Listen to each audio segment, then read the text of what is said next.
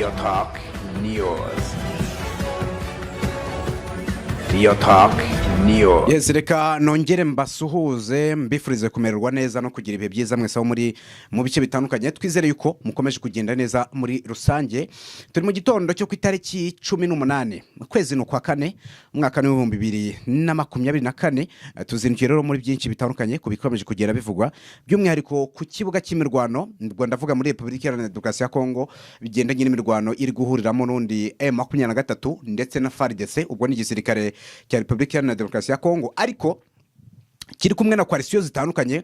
Ubwo harimo FDLR, harimo abawazarendo, harimo SADC, harimo Blackwater, hakazamo abarundi ndetse n'abandi bose bafatanya n'undi na FARDC kurwanya uyu mutwe w'inyeshyamba wa M23. Tuje rero muri byinshi bikomeje kugenda bivugwa, yaba ibizindutse bivugwa tuza tukarebera hamwe ese na situation izindutse kuri frontline bimeze bite, hanyuma tukanareba ibyara bivugwa byo bimeze bite n'ibivugwa cyane kurusha ibindi, hose tukagenda tunyuzamo amaso mu by'ukuri tukareba uko n'ubundi ibintu byifashe gatanu kuri gatanu.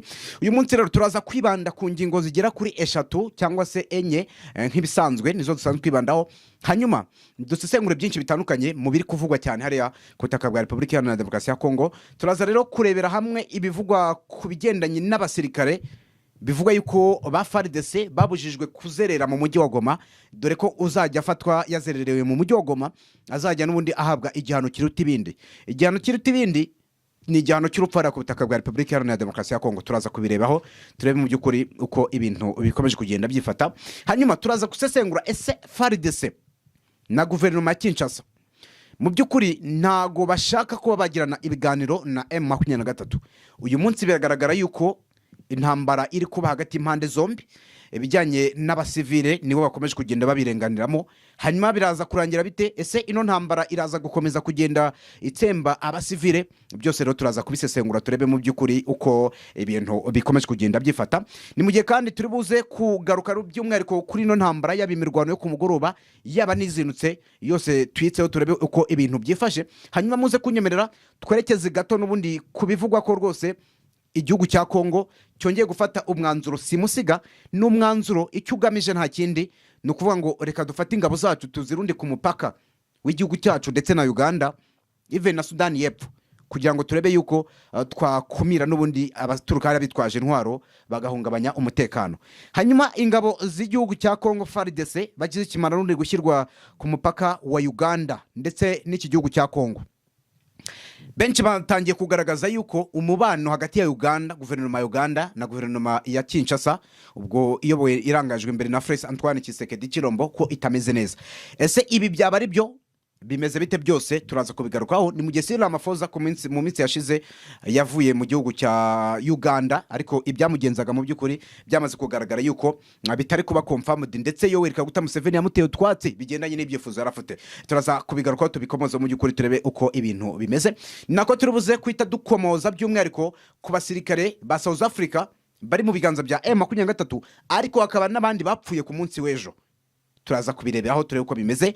No mu mujyi wa Goma turaza kugeramo Kivu y'Amajyepfo nuko nguko. Turaza gusoreza kuri no mugabo witwa Ayabatwa Tribati, ni umunyarwanda, ni umwe mu banyarwanda abajejeta faranga watabarutse ku myaka ye 83. Benshi bavuga bati uno mugabo yishwe n'izabukuru, abandi bati ashobora kuba yishwe. Byose rero tuzanye ukuri ndetse na bimwe mu byo yagiye atangaza mu bihe bitandukanye. Byombi turaza kugenda tubigarukaho turebe mu by'ukuri uko ibintu byifashe n'undi gatanu kuri gatanu.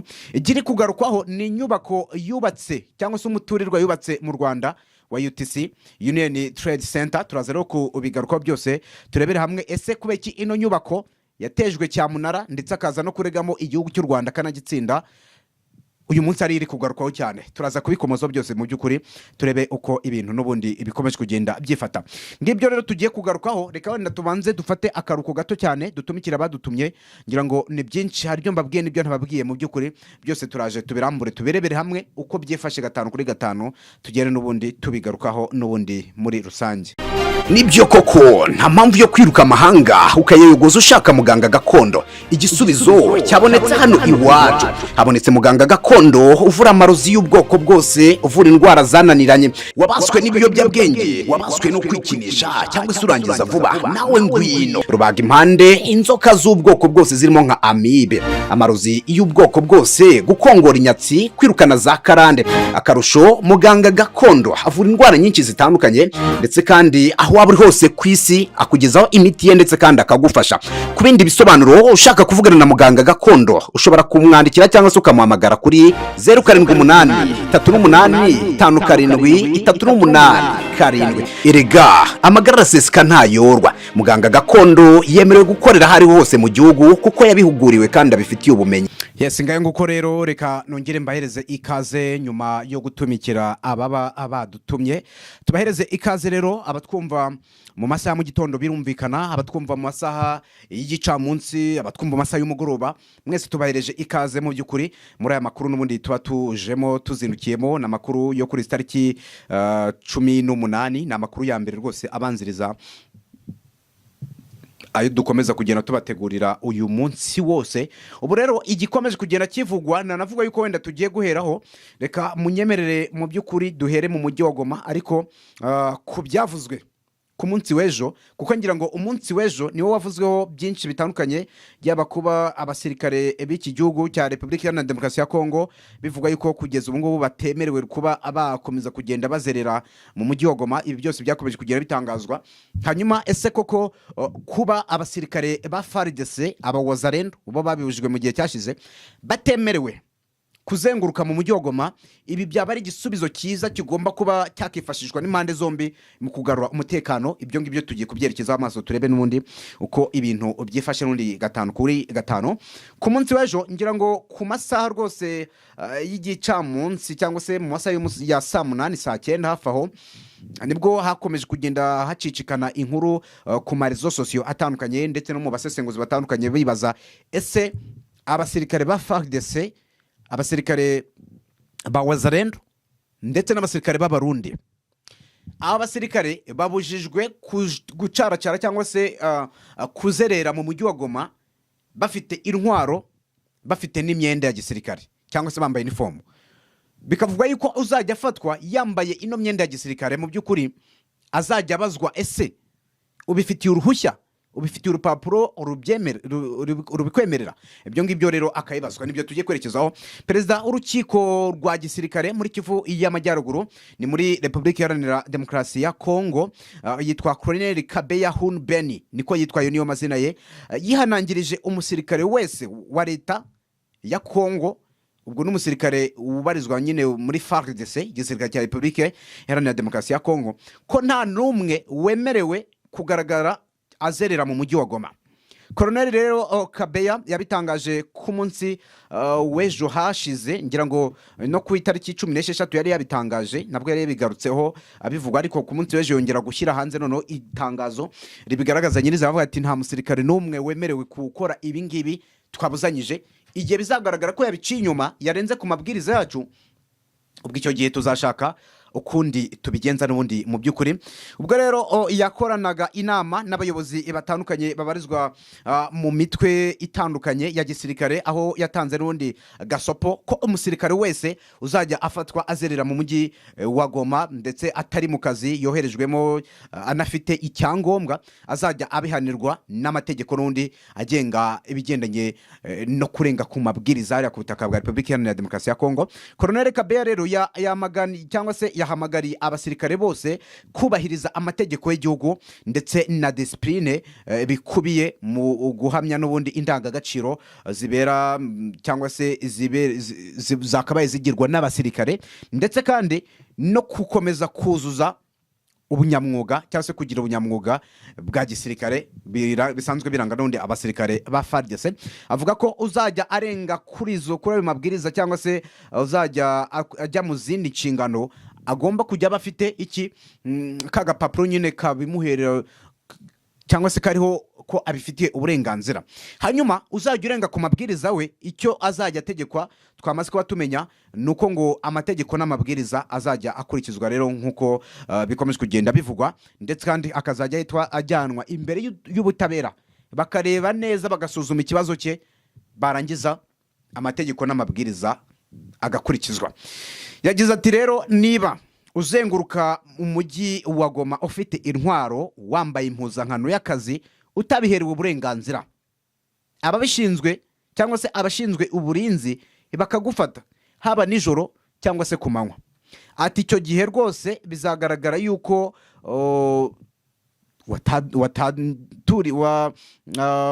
watandukiriye. Hanyuma muri uko gutandukira ikizaba gikurikijwe n'iki? Nuko amategeko n'amabwiriza bizakurikizwa. Uyu mugabo rero nibyo yakomeje kugenda atangaza. Mu bihe rero bitandukanye umujyi wa Goma ni kimwe n'utundi duce twegeranye na Nyiragongo twahuye n'umutekano mukeya, yaba mu minsi ishize nibwo abaturage bakomeje kugenda bahura n'uruva gusenya, bakomeje kugenda bicwa, ndetse biza kugaragara yuko kwicwa kw'abaturage ubwabyo ni kimwe mu bintu nanone twavuga yuko byagiye bibongamira abaturage nyirizina, ndetse bigenda bigaragara yuko byakomye mu nkokora imibereho y'abaturage. Uyu munsi ryari Repubulika Iharanira Demokarasi ya Kongo iri mu bibazo bikomeye cyane, ndetse benshi baravuga ko bigendanye n'ubuzima bw'abaturage hariya mu mujyi wa Goma ubwabyo bikomeje kugenda biba ikibazo gikomeye cyane. Wenda duhere mu mujyi wa Goma kugira ngo tugere tubinyuruzamo. Ngira ngo ni ku munsi w'ejo umujyi wa Goma wabayemo icyo nakwita nk'amarorerwa, kuko hongeye kugaragara umurambo w'umugore, umudamu rwose warusanzwe unamenyerewe hariya mu mujyi wa Goma kuko ni umucuruzi ukomeye. Hanyuma icyabaye nuko uno murambo w'uno mudamu bawusanze n'ubundi bawishe, ndetse wanagiriwe nabi ku rwego rwo hejuru. Amakuru rero avuga ko igisirikare cya M23 ngo cyaba rwose cyihanangirije ubuyobozi bw'umujyi wa Goma ko ibi bikorwa byo gupfa kw'abaturage bigizwemo uruhare na Wazalendo, ibingibi nta kabuza baraza kubyishyura mu minsi ya vuba cyane. Iyi nkuru wenda reka muze kunyemera tuyikomerezeho. Ese abaturage ko bari gutakambira iki gisirikare cya M23 bakibaza bati ese kuza kwanyu ko tubona mwatangaje ku itariki 27 z'ukwezi gushize ko mu gihe cya vuba cyane mugomba gufata umujyi wa Goma, natwe tukabitegura, uyu munsi kwa tubona ntago biri gukunda, ese bimeze bite ibyanyu byo kuba mu by'ukuri mwatabara umujyi wa Goma? Abaturage nibyo bakomeje kugenda bibaza. Ariko ku rundi ruhande hari andi makuru agaragaza yuko icyitwa M23 icyitwa FARDC bakomeje kurwana, mu gihe bivugwa yuko rwose ibigendanye no kuba bafata uno mujyi wa Goma cyangwa se bawinjiramo, nkuko nababwiye ko bagomba guca mu byerekezo bitatu. Ubwo harimo Keshelo, harimo Kibati, hakazamo Inonzoro Port, na agace n'undi ushobora kugeramo wanyuze za Minova ukaba waca mu mazi ugahinguka mu murwa mukuru n'undi wa Kivu y'Amajyaruguru ari wo Goma. Hanyuma rero mbivugiye iki? Urumva uyu mujyi wa Goma byatangiye kuvuga ko nta musirikare wemerewe gucaracara mu mujyi wa Goma yambaye inkano cyangwa se impuzankano afite n'intwaro. Uro biragaragara yuko icyitwa FARDC, icyitwa Wazalendo, ahubwo bo ubwabo bakomeje kugenda bifatira imyanzuro, kuko uyu munsi nimba batemerewe kuzerera mu mujyi wa Goma mu rwego rwo kugira ngo bace bino bya hato na hato bikomeje kugera byumvikana, birimo byo kugaragara ko hari abicanye bahohoteye abaturage. Ibyo byose rero birasa nkaho M23 iri kubishaka kubikoresha kugira ngo irebe yuko mu by'ukuri ibigendanye n'ubuzima bw'abaturage bukomeza kugenda buhohoterwa umunsi kundi, bwazahurwa, ndetse kandi bikareba neza ko umutekano muri no mujyi wa Goma mu by'ukuri byagaragara. Nazinutse nkurikirana amakuru yuko ibintu byifashe kugira ngo ndebe ese kuri ubutaka bwa Repubulika Iharanira Demokarasi ya Kongo ni ibiki bikomeje kugenda birikoroza, ndetse binavugwa cyane, dore ko amakuru ahari ku bigendanye no kuba bano basirikare babujijwe n'ubundi bamaze kuba bashyirirwaho igihe ntarengwa, ndetse no kubuzwa kuba bazerera mu mujyi wa Goma bari mu kazi bambaye uniform. Ubu rero ikintu namenye nuko mu gihe aba basirikare ngo baba bamaze kurenga kuri aya mabwiriza, ngo nta kabuza amategeko n'amabwiriza agomba gukurikizwa, ariko nanone haziyongeraho ikindi kintu cy'uko bagambaniye igihugu, kuko ntago ari abasivile bariya n'abasirikare biravugwa yuko rero bazafatwa nk'abagambaniye igihugu nibaramuka n'ubundi barenze kuri ano mategeko n'amabwiriza. Mu gihe rero kitarenga icyumweru abantu bagera ku 10 barishwe bicwa urw'agashinyaguro n'abasirikare ba FARDC, ariko hamenyekanye abawazarendo n'umufaridesi umwe.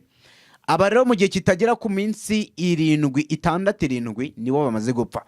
Nugera ku minsi 14 uraza gusanga imibare hano itubwira ko abarenga 40 aribo bapfuye, ndetse kandi ibi bikorwa byose by'ubugizi bwa nabi bishinjwa wazarendo n'indi mitwe ya hafi ikorana na leta ya Kongo cyangwa se ikorana irufatanya na FARDC kurwanya M23, harimo FDLR nayo irazana n'ubundi iri gushyirwa mu majwi ko nayo ishobora kuba iri kwiyongera muri ibi ngibi.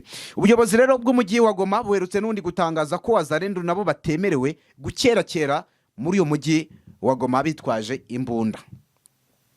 Ibi rero ni byakomeje kugenda bigarukwaho, urumva yuko mu by'ukuri bikomeje kugenda biba byinshi ku ruhande rumwe. Benshi bavuga bati ese biraza kugenda bite? Byose abakomeza kugenda n'ubundi ababyibazaho 5-5. Umujyi wa Goma ni umwe mu mijyi bigaragara yuko uyu munsi wugarijwe n'ibibazo bitandukanye. Ikibazo nyamukuru cyugarije no mujyi wa Goma, uretse no kuba abantu benshi bakomeje gupfa, ariko n'abapfa, ikintu bita inzara iteye ubwoba ivuza ubuhuha ikomeje kumvikana mu mujyi wa Goma. Ariko kumvikana mu mujyi wa Goma nabyo bikumvikana kuko ni umujyi wa Goma uyu munsi utarimo inzira ziwugezaho ibiribwa, kuko imihanda yose ijyayo yarafunzwe na M23. Noza muri uyu muhanda, wenda tufate urugero umuhanda uva za Sake muri Tetwara Masisi uca Minova ukazamuka n'undi kugira ngo wenda ugere kuri Nzuropote. Uyu muhanda barawufunze bawufungira ahitwa Shasha, ubwo ni M23, kugira ngo irebe yuko FARDC itazagica muri biya bice ikaza kurwanya M23 nyamara inyuze muri biya bice. Undi muhanda, umuhanda uhuza Kivu y'Amajyepfo n'undi na Kivu y'Amajyaruguru birumvikana, ubwo turuka za Bukavu na uri muri ibyo bice uzamuka za Shasha, uyu nawe warafunzwe ku rwego rwo hejuru. Hanyuma ubwo igihari gisigaye, inzira isigaye ishobora kuva muri Kivu y'Amajyepfo yerekeza ubwo za Bukavu yerekeza muri Kivu y'Amajyaruguru mu mujyi wa Goma, ni inzira ishobora guca n'ubundi mu kiyaga cya Kivu, ariko nayo biragaragara ko yasanga yamaze kuvogera amazi y'u Rwanda. Byumvikane ko igihe baba batabyakiye uburenganzira biragoye ko bahanyura. Ubura igihari kinakomeje kugenda kivugwa cyane kurusha ibindi nuko uno mujyi wa Goma mu by'ukuri ukomeje kugenda ugaragaramo imyitwarire mibi ku basirikare ba wazarendo, ukomeje kugenda ugaragaramo n'undi gukomeza barwana hehe ku ruhande rw'aba wazarendo bavuga bati reka dufashe FARDC turebe yuko yakomeza ibi bikorwa n'ubundi byo gushaka ibisubizo by'ukuntu yakomeza guhangana na M23. Uyu munsi birasa nkaho FARDC ubwayo yonyine kuba yavuga ngo reka turwane twebwe turebe yuko turaza gutsimura M23 tuyirukane. Ibi ngibi birasa nkaho mu by'ukuri bikomeje kugenda n'ubundi bibagora muri rusange. Mu mujyi wa Goma nuko byifashe, mu mujyi wa Goma rwose nuko byifashe. Bivugwa kuri izi ngabo ziri mu mujyi wa Goma zigomba kuba zahavuye vuba na bwangu n'ubundi muri rusange, nuko nguko ibintu bimeze 5-5. Wenda reka tugere ku mirwano yo ku munsi w'ejo turebe uko byifashe. Nayo ni mirwano bigaragara yuko ubwo turagaruka kuyo ku mugoroba kugira ngo dufatireho ku mirwano izindutse, ibindi n'ubundi turaza tubikomerezaho nyuma. Amakuru yaraye aturutse kuri frontline, ubwo ni ku kibuga cy'imirwano ku mirongo y'imbere aho ari hakomeje kugenda habera n'undi urugamba rudasanzwe. Ni FARDC, ni M23, ni coalition zose zifatanya n'iki gisirikare cya FARDC kurwanya M23. Ubu rero amakuru ahari aragaragaza yuko M23 ku masaha y'umugoroba icyo twamenye nuko ngo yagufatiye icyitwa FARDC igufatira aba wazarendo bari kugenda bashyirwa ku mirongo y'imbere, kuko ngo nibo noneho muri iyi minsi bari kujyanwa kuri frontline bakashaka bakabahereza intwaro bakaba bati mugende murwanye M23.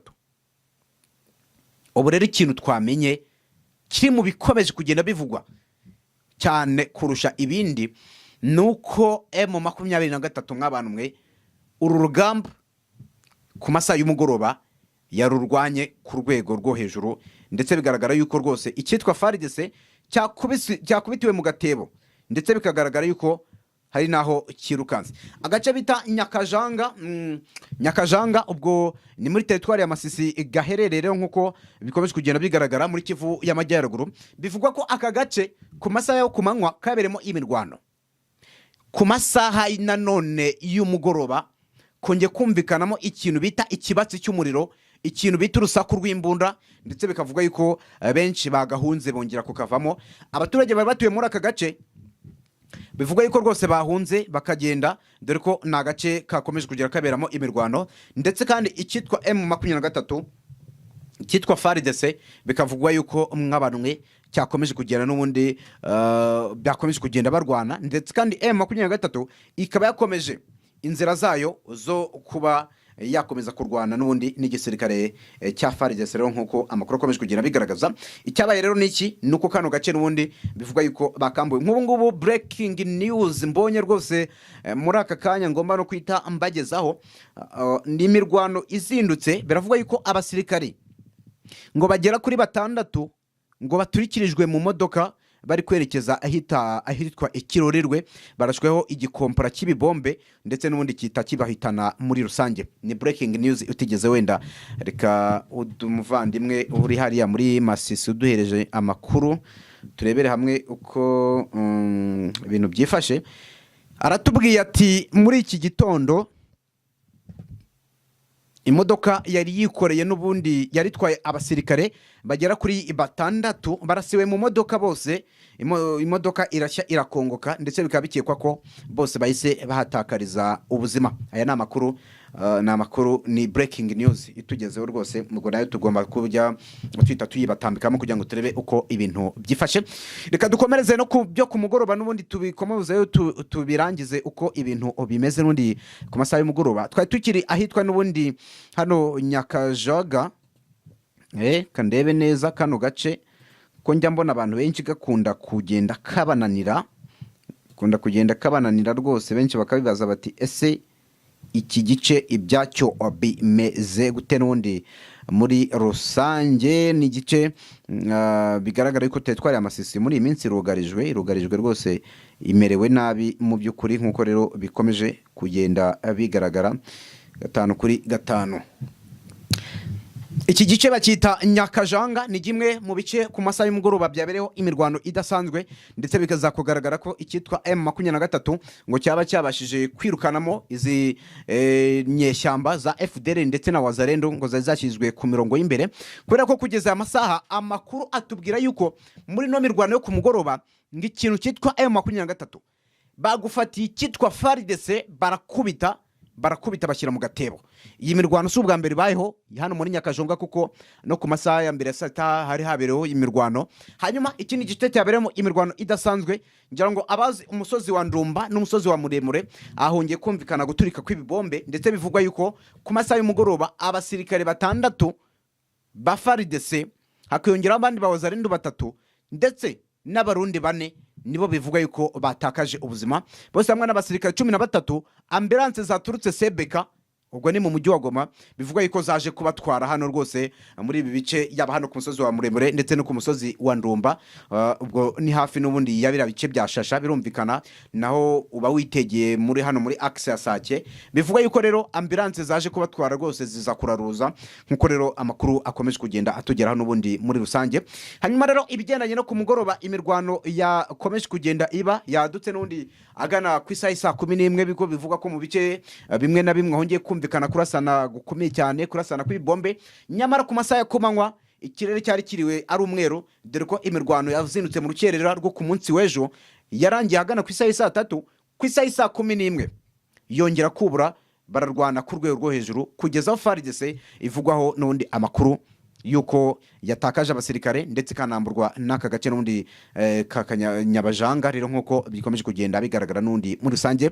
Hanyuma ibigendanye n'imirwano wenda reka tubyihutane tuze no kubiviraho rimwe, dore ko nabyo mu by'ukuri bikomeje kugenda biba byinshi cyane. Ubu rero amakuru hari aragaragaza yuko M23 iki gitondo cyo ku itariki 18 ngo cyongeye kuzindukiramo imirwano idasanzwe, ni imirwano ndetse bivugwa yuko rwose ngo M23 yaba yagabweho ibitero, ndetse muri uko kugabwaho ibitero bikavugwa yuko ikomeje kugenda ishakisha ibishoboka byose ngo irebe ko yabisubiza inyuma. Rero nk'uko amakuru akomeje kugenda abigaragaza n'ubundi gatanu kuri gatanu uyu munsi, rero amakuru ahari ari no mu yakomeje kugenda avugwa cyane ku rwego rwo hejuru, agaragaza ko igisirikare cya M23, igisirikare cya FARDC ngo cyaba cyagabye ibitero simusiga ku birindiro bya M23 muri iki gitondo biherereye imirwano yongeye gusubira ikicanga mwabantu mwe, kagace ka Kicanga na Mweso ibintu ko tubona bitazorohara.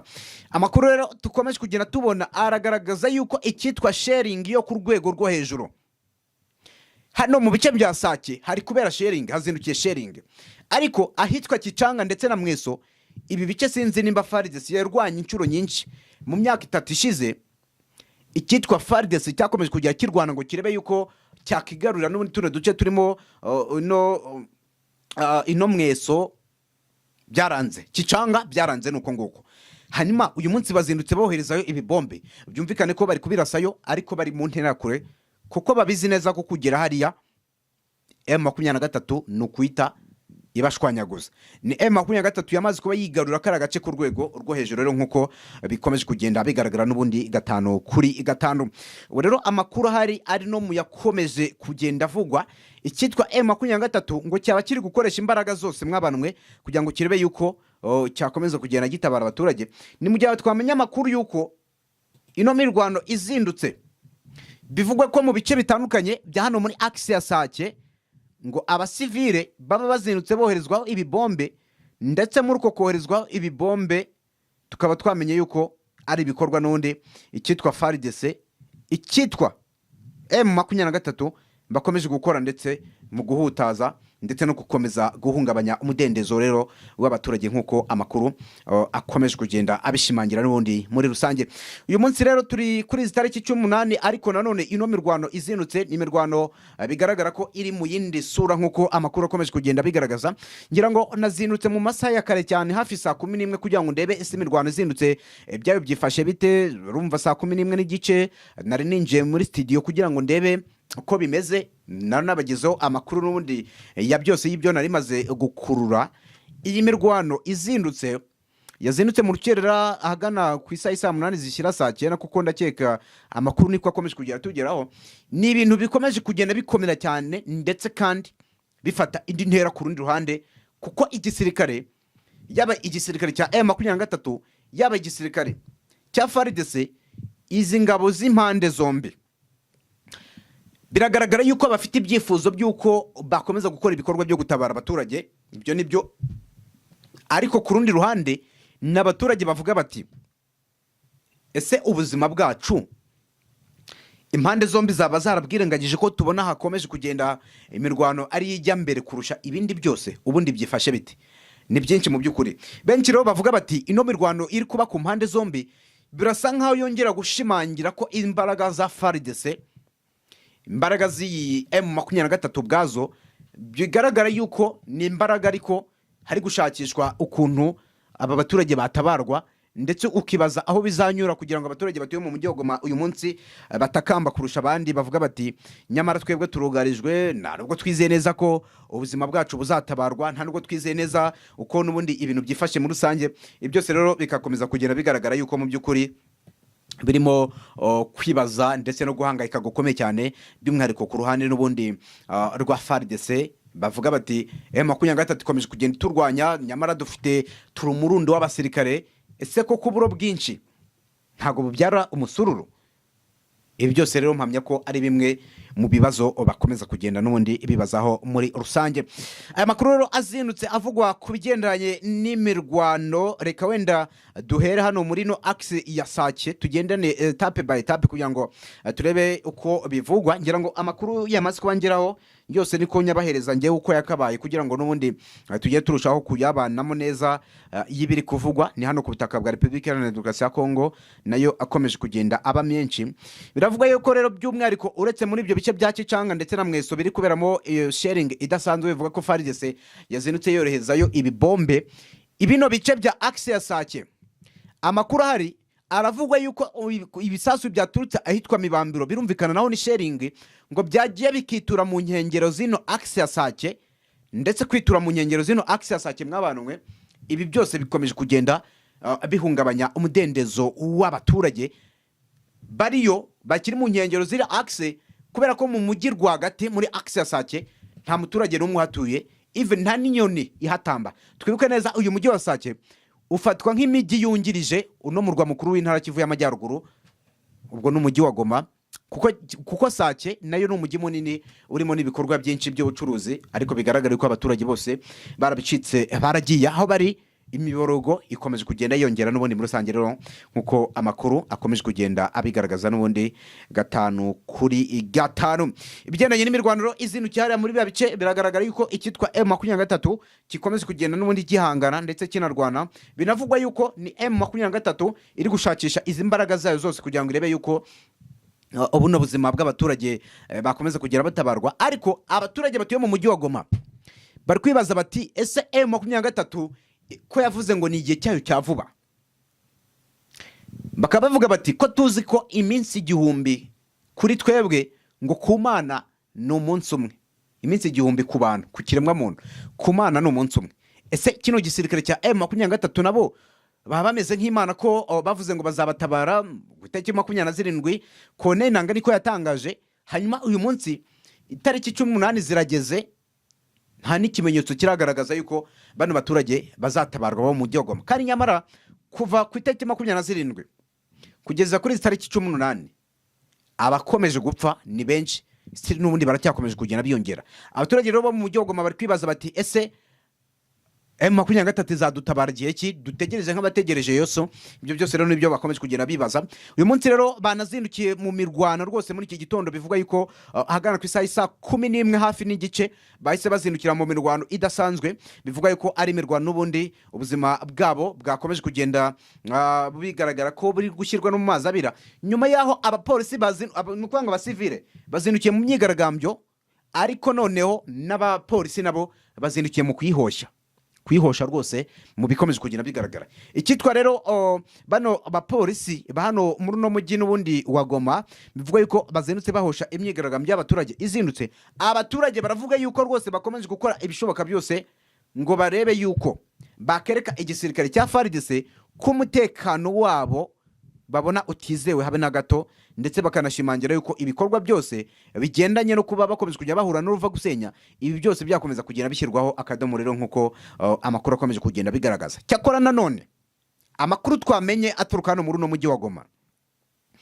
nuko mwino myigaragambyo yazindutse ngo bisa nkaho rwose ikitwa FARDC abasirikare bari hariya ngo baba batinye cyangwa se kwitabishora muri no myigaragambyo, kuko bazi neza ko iyo ubushize yigeze kuba hari umusirikare wa FARDC wagiye mu myigaragambyo agenda yishoyemo, abaturage icyo bamukoreye nta kindi nuko bamuvanyemo umwuka, baramwica neza birarangira, kubera ko bavuga bati ntago twebwe dushaka kubona abasirikare ba FARDC, kandi tubizi ko uyu munsi bari gufatanya n'igisirikare cya Wazalendo, bari gufatanya na FDLR, ibi bikorwa byose bigamije kutugirira nabi.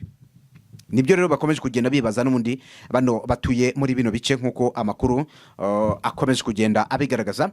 Ibi bikorwa rero ni ibikorwa bibabaje, ngira ngo no ku munsi w'ejo mu mujyi wa Goma nibwo basanze umugore, ni umudamu rwose usanzwe ari umucuruzi ara mu mujyi wa Goma, aranazwi, basanga ari mu muringoto yapfuye, ndetse amakuru agaragaza yuko M23 mw'abantu mwe ngibi bikorwa byayo byo gushaka uko n'undi yahangana n'igisirikare cya Kongo FARDC ubwabyo, abaturage nibyo nabibabwiye ngo babitegereje nkuko bategereje Yesu, ariko ibikorwa by'urugomo mu mujyi wa Goma still biragaragara ko bitazigera bicika, kuko nk'uyu mudamu basanze n'undi mu muringote, ubwo no mu mukingo yapfuye, ntago hazwi neza ese uno mugabo w'uyu mugore wapfuye ubwo we ntago yaba yiyaho, kuko ni umudamu bivuga yuko ngo bamwishe barenzaho kumucocagura, bamugira nk'umutumba, ngira ngo ubwo ababizi barabizi, baramutemagura bice byose urumva bamwishe barangije bashinyagurira n'umurambo. ni ibikorwa rero bikomeje kugenda bigaragara nk'ibigayitse ku butaka n'ubundi bw'igihugu cya Repubulika Iharanira Demokarasi ya Kongo, nk'uko amakuru akomeje kugenda n'ubundi abigaragaza 5-5. Wenda reka dukomereze ku bivugwa kuri izi ngabo n'ubundi z'iki gihugu cya Repubulika Iharanira Demokarasi ya Kongo, ariko bihabanye n'ibivugwa hano mu mujyi wa Goma, kuko ngira ngo ku munsi w'ejo nibwo hamenyekanye amakuru rwose ko icyitwa FARDC ngo kimaze iminsi 3 gikaza ibirindiro byayo ikigenzi cyangwa se ikigenzi ubwo ni muri teritwari ya Ituri, hari rwose ku mupaka wa Kongo ndetse n'igihugu cya Uganda, ariko hakaza n'igihugu cya South Sudan nacyo gikora n'undi, nk'uko rero bikomeje kugenda bigaragara. Guverineri w'iriya ntara niwe watanze aya mabwiriza, avuga ko abasirikare bose bagomba n'ubundi kuza hariya, bagomba gufasha abaturage bari hariya muri Uturi kuba bakomeza kugenda n'uri barwanya abandi baturuka mu gihugu cya Uganda, baturuka n'undi no muri South Sudan, baza bitwaje intwaro bagahungabanya umudendezo ndetse n'umutekano w'abaturage mu by'ukuri batuye muri biriya bice n'undi batuye muri biriya bice n'undi byo muri ntara ya Ituri, nk'uko rero amakuru akomeje kugenda abigaragaza. Ubu rero amakuru twabonye atariho ivumbi, aba baturage mu by'ukuri baragaragaza yuko ibigendanye n'umudendezo ndetse n'umutekano w'abaturage batuye muri bya bice bigaragara yuko rwose umutekano wabo ukomeje kugenda n'ubundi ubungwabungwa ku rwego rwo hejuru, nk'uko amakuru akomeje kugenda abigaragaza n'ubundi 5-5.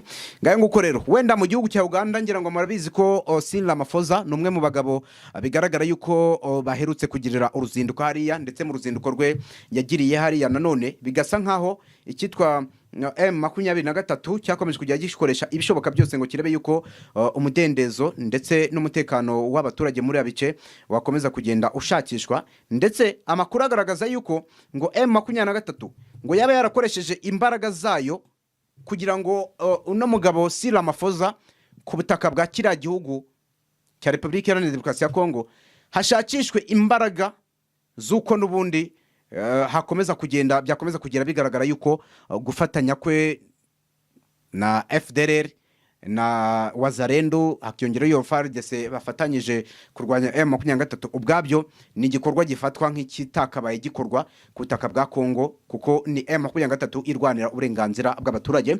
Uyu mugabo rero bivugwa yuko yajije mu Rwanda, akaza mu Rwanda bivugwa ko nanone aje mu bikorwa byo gufatanya n'abanyarwanda kwibuka inzirakarengane z'abatutsi zazize jenoside mwaka 1994. benshi bakavuga bati nyamara ashobora kuba yaraje kuba yisabira umukuru w'igihugu ko habaho ibiganiro byo kugira ngo n'ubundi muri ibyo biganiro hashakishwe imbaraga zatuma perezida w'u Rwanda abahuza na M23 kugira ngo babasirikare bagere kuri 68 ba South Africa bafashwe bari mu biganza bya M23 barebe ko basubizwa n'ubundi iki gisirikare cya M23. Ubu rero bikomeje kwanga, ndetse ibikorwa nk'ibi bikomeje kugenda bigaragara ko bitazigera bikunda, rero nk'uko amakuru akomeje kugenda abigaragaza n'ubundi muri rusange.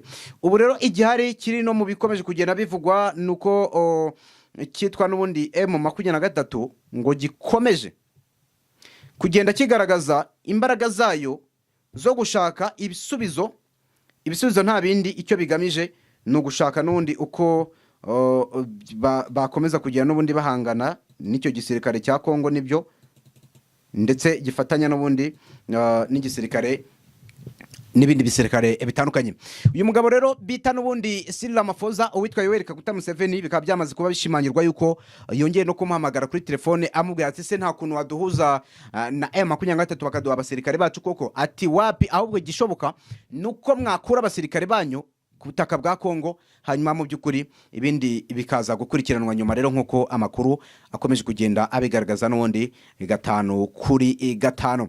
Ngaye nguko rero nuko byifashe mu mujyi wa Goma. Mbere yuko twerekeza ku bigeranye n'ibivugwa ku ngabo z'u Rwanda, delegation rwose yagiye hariya ku butaka bwa Uganda mu mujyi wa Goma, turebere hamwe ibihavugwa mu gihugu. Rero mu mujyi wa Goma ibiri kuhavuga bikomeje kugenda byiranga cyane rwose. Breaking news tubonye ibigeranye n'aya myigaragambyo nababwiye ngo nuko rwose muri aya masaha ngo imyigaragambyo abaturage bari kuyikora bakomeje kugenda baba benshi. umwe mu bavandimwe rwose batwohereje amakuru ngira ngo isi yabaye umudugudu abantu basigaye bahita bakugezaho inkuru rwose vuba cyane direct.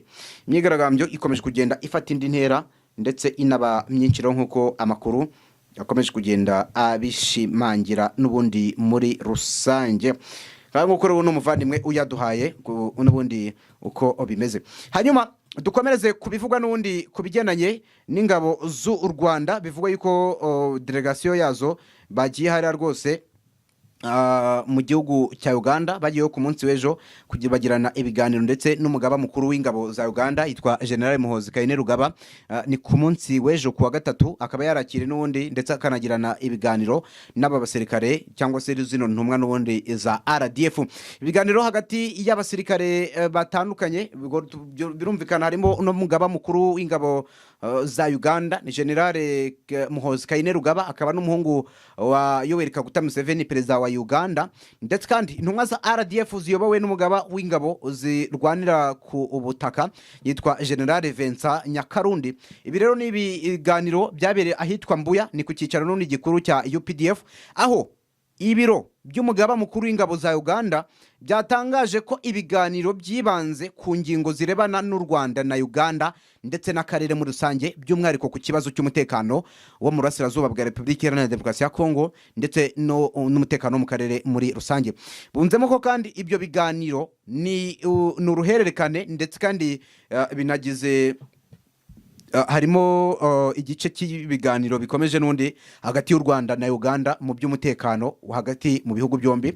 General Muhoozi yakiriye intumwa za RDF mu gihe n'ubundi amaze igihe agaragaza ko hakenewe ubufatanye hagati y'igisirikare cy'u Rwanda n'icya Uganda mu rwego rwo gukemura ikibazo cy'amakimbirane mu karere. Ibyaha rero byambukiranya umupaka ndetse n'iterabwoba ibi nabyo bikaba ari bimwe mu byizweho n'aba bagabo n'ubundi muri rusange nk'uko rero amakuru akomeje kugenda abigaragaza. Inama yagiranye n'intumwa za RDF ku ruhande rwa UPDF yanitabiriwe n'uwitwa Major General James Birungi ukuriye n'undi urwego rwa Uganda rushinzwe n'undi ubutasi mu byitwa DIC mu gihugu cya Uganda. Urumva rero nuko nguko ibintu byifashe n'ubundi muri rusange nuko bikomeje kugenda bivugwa. Hanyuma reka dusoreze kuri no nkuru igaragaza uko ibigendanye n'urupfu rw'uno mukambwe ngira ngo yitwa Ayabatwa Tribati wamenyekanye nka Rujugiro. Numwe mu bagabo b'abashoramari bazwi cyane mu bihugu bitandukanye, numwe mu bagabo bagiye bakora ibikorwa bitandukanye yaba ku butaka n'ubundi bw'u Rwanda aho afite inyubako yubatse inyubako ya mbere ndende yubatswe muri uyu mwaka wa 2006 ngira ngo ubwo nibwo yuzuye. Niyo nyubako ya mbere yageze muri Kigali ndende Union Trade Center cyangwa se UTC ubu ngubu iri gukorerwamo n'ibikorwa bitandukanye. Hanyuma inyubako niyo yamenyekanyeho yatanzeho arenga n'ubundi miliyoni 20 z'amadolari. Hanyuma rero ijyari ni umugabo washoye arenga miliyoni 200 z'amadolari mu gihugu cya Uganda mu bijyanye n'ubuhinzi bw'itabe. Benshi bakomeza kujya bamubaza ese kubera iki amafaranga utashoye mu gihugu cy'iwanyu mu Rwanda. Hanyuma agaragaza yuko atanabyifuza cyangwa se atanabirota kuba yashora mu gihugu cy'u Rwanda. Ubwo icyo gihe niko yabitangazaga. Impamvu ni ihe nuko yavugaga ko hari bitagenda neza mu mibanire ye n'igihugu cy'u Rwanda, avuga ko bamufatiriye n'ubundi ibijyanye n'ibikorwa bye mu gihugu cy'u Rwanda. Hanyuma icyo cyatumye bafatira ibyo bikorwa bye mu Rwanda n'ubundi byari bigendanye n'imisoro bivuga ko yararengaga miliyari yararimo rura. Hanyuma ubwo ijyari nuko yaje n'ubundi kurega u Rwanda azakurutsinda n'ubundi yitabaje ubwo inkiko mpuzamahanga by'umwihariko iyarusha mu gihugu cya Tanzania baza n'ubundi kuba atsinda igihugu cy'u Rwanda rero nk'uko amateka akomeza kugenda bivuga. Uyu mugabo rero yatabarutse ku myaka ye 83 ndetse ubu ngubu amakuru agaragaza yuko ni umugabo uzize izabukuru dore ko rwose bigaragara yuko yaramaze igihe arwaye ariko bikagaragara yuko mu by'ukuri n'ubundi yarashaje ku rwego rwo hejuru. Imitungo ye byose mu mwaka wa 2010 na gatatu nibwo byose ibyo byose yari yarabihariye abana be ndetse n'ubundi n'umukwe we rero nk'uko bikomeje kugenda bigaragara mu mateka. Uyu mukambwe w'imyaka 83 watabarutse yagiye akorera ubucuruzi mu bice bitandukanye by'isi mu bihugu birenga 24 byo kuri uyu mugabane wa Afurika ndetse no hanze yawo, mu gihe bivugwa yuko yakoreye mu Burundi, akora muri Nigeria, akora muri South Africa aho yahungiye aturutse mu Rwanda, ndetse ubu ngubu akaba yiberaga hariya muri Leta Zunze Ubumwe z'Abarabo, ubwo ni Dubai. Hanyuma akora mu bihugu birimo nka Ghana, akora mu bihugu byinshi bitandukanye birenga 24 ku butaka n'undi bwa Afurika, ndetse kandi yarafite isoko y'ubucuruzi bw'itabi muri iki gihugu cya Repubulika Iharanira Demokarasi ya Kongo. Urumva yuko rero ni byinshi byakomeje kugenda birangwa uno mugabo. Byinshi rero byamenyekanye n'umugabo wapfuye mu rukera rwo ku munsi w'ejo, rwo ku munsi w'ejo rwose nibwo yapfuye, ubwo ni 16 zishyira 17 nibwo yapfuye, ndetse rwose amakuru yatangajwe n'abo mu muryango we bivuga yuko yapfuye ariko azize izabukuru. Ibyo bavuga ngo ngase bayishwe nande byagenze gute, ntawe mwishinyi n'ubundi ni izabukuru yazize n'undi muri rusange. Ngaye nguko rero ngira ngo ni ibyo ngibyo mubiri kuvugwa ndetse binakomeje kujya bivugwa cyane, ariko ngira ngo murabizi ko turaza tukibanda kuri byinshi bikomeje kujya bivugwa ndetse tukanarebera hamwe byose mu by'ukuri uko biba bikomeje kugera byifata. Ngaye nguko rero nuko bimeze. Hanyuma mbibutse ko byoroshye cyane gukomeza kudukurikira no gukora ku ijambo subscribe cyangwa se s'abone, hanyuma ukajya ubana natwe buri munsi uko dukomeza kujya tukugezaho amakuru ndetse n'ibivugwa mu bice bitandukanye. Mwakoze cyane kubana natwe rero, reka tubibutse ko byoroshye cyane gukomeza kudukurikira, ariko ukomeza kugenda wiyumvira byinshi bitandukanye mwa bikomeje kugera n'ubundi abibera ahangaha muri rusange. Hagati aho ngaho tunabashimire, mwakoze cyane kubana natwe, kora kuri subscribe hanyuma tujye tubana mu makuru n'ibiganiro tukugezaho buri munsi. Real Talk News. Real Talk News.